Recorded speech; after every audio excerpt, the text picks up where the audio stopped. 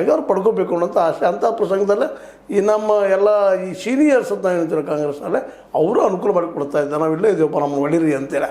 ಹೀಗಾಗಿ D K she ಅವರೇನೋ ಪಾಪ ಅಳ್ತು ಕರೆದು ಮಾಡಿ ಪ್ರಾರ್ಥಿಸಿ ದೇವರಲ್ಲಿ ಪ್ರಾರ್ಥನೆ ಇಟ್ಟು ಗುಡಿ ಸುತ್ತಾಗಿ ಶಾಸ್ತ್ರೀಜಿಗಳ ಅಥವಾ ಜ್ಯೋತಿಷ್ಯಗಳ ಬೆನ್ನು ಹತ್ತಿ ನಂದು ಆಗ್ತದೆ ಮತ್ತು ತಮ್ಮ ಗುರುಗಳಿಗೆ ಬೆನ್ನು ಹತ್ತಿ ಆಗಲಿ ಅಂತ ಬೇಡ್ಕೊಂಡು ಕಡೆಗೆ ಅಂತಾರಲ್ಲ,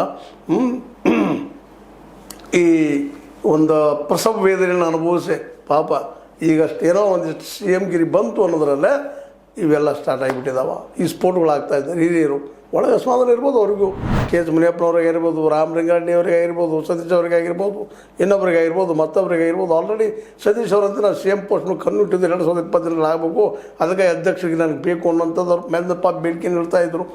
ಇವೆಲ್ಲ ಕಾರಣಗಳಿಂದಾಗಿ ಇವೆಲ್ಲ ಅಸಮಾಧಾನಗಳು ಒಂದೇ ಸ್ಥಳದಲ್ಲಿ ಸ್ಫೋಟ ಆಗುವಂಥದ್ದು. ಮತ್ತು ಕೆ ಎಚ್ ಮುನಿಯಪ್ಪನವ್ರು ನಾನು ಸೀನಿಯರ್ ಅಂತ ಸೀನಿಯರ್ ನಾವು ಅದಕ್ಕೆ ಅದರಲ್ಲಿ ದಲಿತಿದ್ದೀನಿ, ನನಗೆ ಆಗಬೇಕು ಅನ್ನೋದು ಅವ್ರದ್ದು ಬೇಡಿಕೆ ಇತ್ತು. ರಾಮಲಿಂಗಾರೆಡ್ಡಿ ಅವರಿಗೂ ಎಲ್ಲೋ ಮೂಲೆಯಲ್ಲಿ ಇರ್ಬೋದು, ಡೆಪ್ಯೂಟಿ ಸಿ ಎಮ್ ಮತ್ತೇನೋ ಆಸೆ ಇರ್ಬೋದು.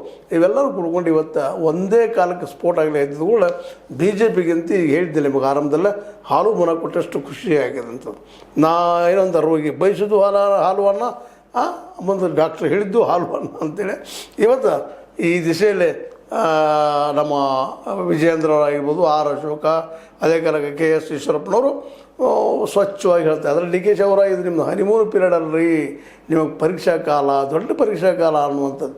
ಅದರಲ್ಲೂ ಕಾಂತರಾಜ್ ವರದಿ ಆಯಿತು, ಮಧುಸೂದನ್ ನಾಯಕರ ವರದಿ ಆಯಿತು, ಆದರೆ ನಿಮಗೆ ತೊಂದರೆ ಕೊಡೋದು ಬಿಡೋದಿಲ್ಲ, ಯಾಕಂದರೆ ನಿಮ್ಮ ಒಕ್ಕರಿಗೆ ನಿಮಗೆ ವಿರೋಧ ಮಾಡ್ತಾರೆ ಅದನ್ನು ಅನ್ನುವಂಥ ಮತ್ತು ಸೂಕ್ಷ್ಮವಾಗಿ ನೀವು ನಡೀತಿರುವಂತಹ ಸರಳೆಲ್ಲ ಮತ್ತು ಸರ್ಕಾರ ಬಿಡೋದು ಇದರಲ್ಲಿ ಎರಡು ಮಾತಿಲ್ಲ. ಯಾಕಂದರೆ ಎಲ್ಲ ಹಿರಿಯರು ಒಬ್ರಿಗೊಬ್ಬರು ನನಗೆ ಆ ಪೋಸ್ಟ್ ಬೇಕು ಈ ಪೋಸ್ಟ್ ಬೇಕು ಕೇಳುವ ಪ್ರಸಂಗದಲ್ಲೇ ಸಹಜವಾಗಿ ವಿರೋಧ ಪಕ್ಷಗಳು ಟೀಕಾ ಮಾಡೋದು ದೊಡ್ಡ ಅವಕಾಶ ಕೊಟ್ಟಂಗೆ ಆಗಿಬಿಟ್ಟದೆ. ಸ್ವತಂತ್ರವಾದ